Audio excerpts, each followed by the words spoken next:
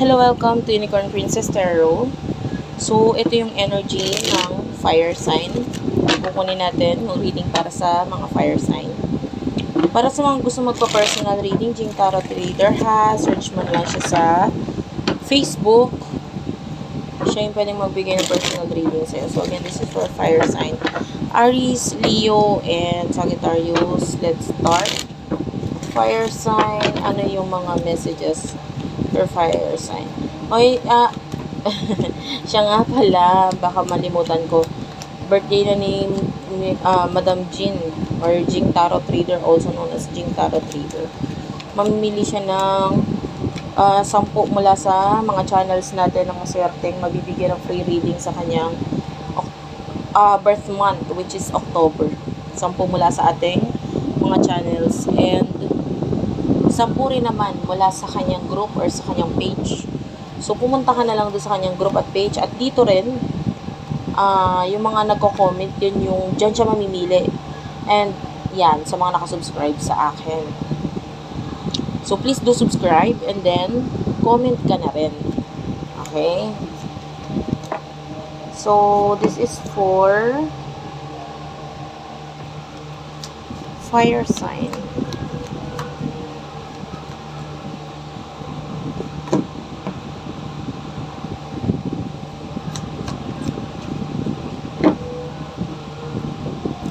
Three of Cups. Ayan.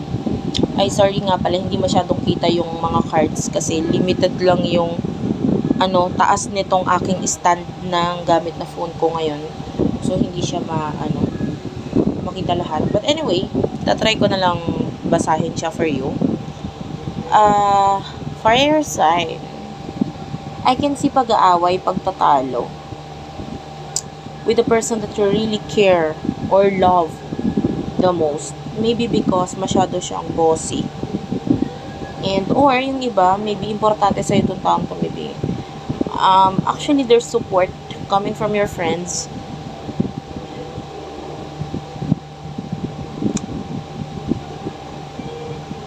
Nakikita natin na parang yung iba away regarding sa pera.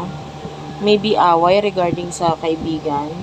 Iba't ibang klaseng away nakikita natin. But all in all, may pag-aaway, may kaguluhan. Someone here is trying to entertain his or herself.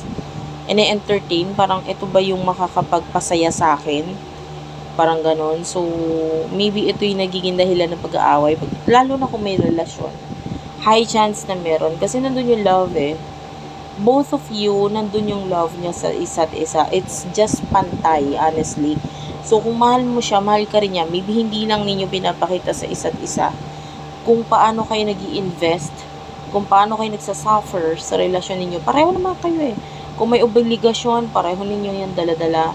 Kung hindi ko nakikitang may lamang or what. So, if you feel like mahal mo siya, no, mas mahal mo siya, hindi, pareho lang. Ang pagmamahal na nararamdaman niyo sa isa't isa. The problem is that maybe minsan lang nawala yung entertainment or yung kaligayahan or yung nakakapagpasaya sa inyong dalawa sa relasyon na to, no? Sa connection, high chance na may relationship. So, minsan lang nawala yung freedom. So, ito yung maybe because of lack of money or maybe naging first priority ang money, hindi na yung mismong relationship or yung connection. So, with the 5 of coins, yan, nandun na yung pangangailangan ngayon. And, andito na yung feeling cold. Yung energy ninyo is like hot and cold eh. May times na hot, may times na cold. Pag sinabi kong hot, not necessarily hot na may passion. Mas nararamdaman natin yung hot na may away. Tapos, after away is pagiging cold sa isa't isa. Which is kung may relationship kayo, connection, may relasyon, no?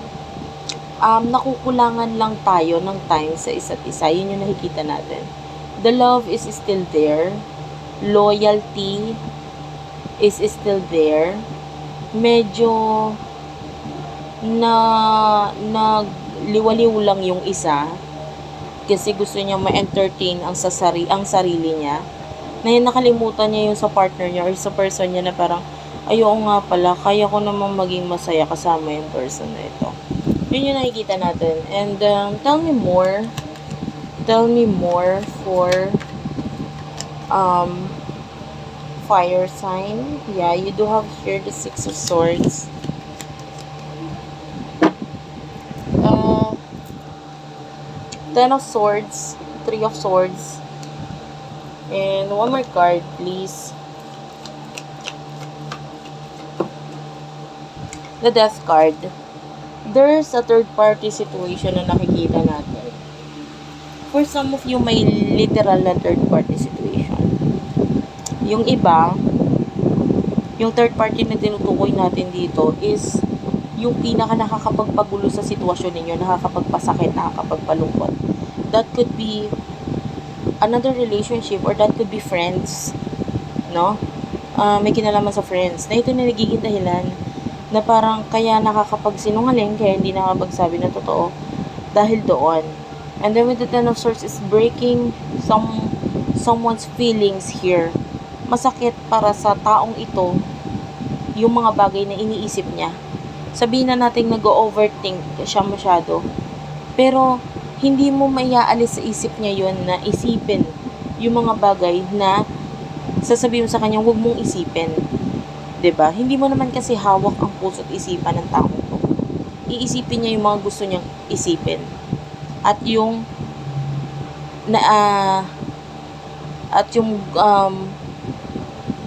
parang it's like nightmare sa kanya or bangungot kung ano man yung mga bagay na ito na nakakapagpasakit sa kanya. Ayaw niya eh. Ayaw niyang isipin din. But then, mahirap hindi isipin. Okay? So, paano aayusin to? 'Di ba? Sabi ko nga yung love nandun pa. So, wait lang, nadali ko siya. Paano aayusin? Spirit guides, angel guides. Yeah, we do have here the Lovers, the Two of Swords.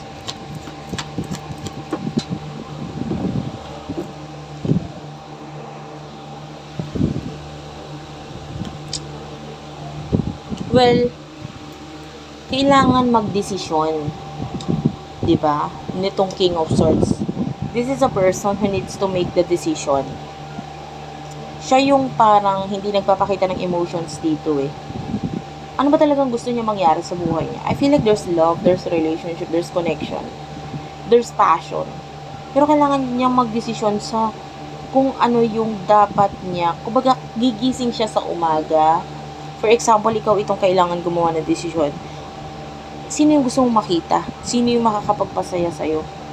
'Di ba? Is it your friends? Or is it this person? Or is it the third party kung meron man? Yun lang yun eh.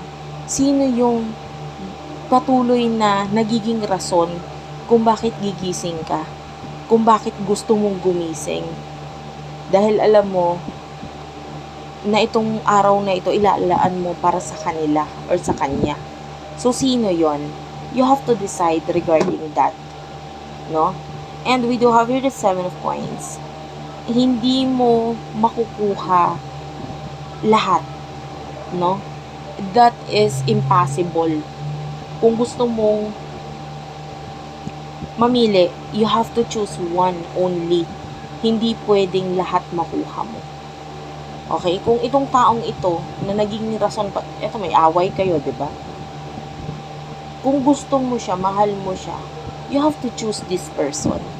Kailangan maging loyal ka. Tanggalin mo yung mga bagay na nakakapagpalungkot or nakakapagpasakit sa kanya. Ibigay mo sa kanya yung loyalty mo. I-treat mo siya. Like this. This is a dog here. Ito yung nagpapakita dito as your person. Yung maybe yung loyalty, ito the reading could be reversal ha. Pwedeng the King of Swords is your person. Pero sa ngayon nakikita ko, maybe this is you. Especially, hindi ko maano eh. Actually, to be honest, pabago-bago yung energy. Yung iba, this is you. Yung iba, this is your person. So, ayun na nga. Someone here needs to decide and that is the King of Swords. No? Hindi pwedeng lahat makuha. Ngayon, katulad nga ng dog na sinasabi ko dito kanina, yung loyalty nandun. And then yung dog, mararamdaman mo yung happiness niya, yung parang mararamdaman niya na special siya, na hindi siya mag-o-overthink at malulungkot kung paminsan-minsan, ititreat mo siya. You know what I mean? Ititreat mo siya, bibigyan mo siya ng something na favorite niya, or na food or something na ganyan. Kasi this person, magiging masaya siya kung ipapakita mo sa kanya na masaya ka din, na nandyan siya. You know? Pero kung ang ipaparamdam mo sa kanya is magulo siya, nakakainis siya, this person will try to grab your attention. Nakatulad niya ng isang aso, pag itinali mo, nasasabihin mo, o diyan ka lang, tinali mo sa bahay, for example, pinabayaan mo lang doon, ganyan, kasi kaya naman niya ang sarili niya, kaya niya magpupo ng sarili niya, kumain, basta lagyan lang ng pagkain. Hindi ganun yon. 'Di ba? Kailangan din niya ng time. Katulad din ng isang aso, kakahol yan, mag-iingay yan, aawayin ka niyan. 'Di ba? Like the Five of Wands, that is all about fight. This is all about pakikipag-away. At kung ito ay isang relationship na mahal mo naman yung tao, dapat ipakita mo rin sa kanya yung pagmamahal mo. Dapat ipakita mo rin sa kanya yung pagpapahalaga mo. Dahil hindi mo masasabi na okay tong relationship nyo na basta dahil magkasama kayo. Dahil nandyan lang kayo, parang ganun. Paano nga, oo nga, buo ang relasyon ninyo, hindi kayo naghihiwalay, puro naman kayo away. Okay? You deserve love. And you deserve love from this person. Willing siya ibigay yung love sa'yo if you would show him or her your love too. Yun lang yun. Kasi ang relationship, it requires na ipakita sa isa't isa yung pagmamahalan sa isa't isa. Hindi yung pag-aaway. Okay? So, kung gusto mong mangyari yun, kailangan mo ring magbago. Kailangan mo ring maging mature. And then, ganun din naman siya sa'yo. Okay? So, thank you for watching. I love you all. And bye-bye.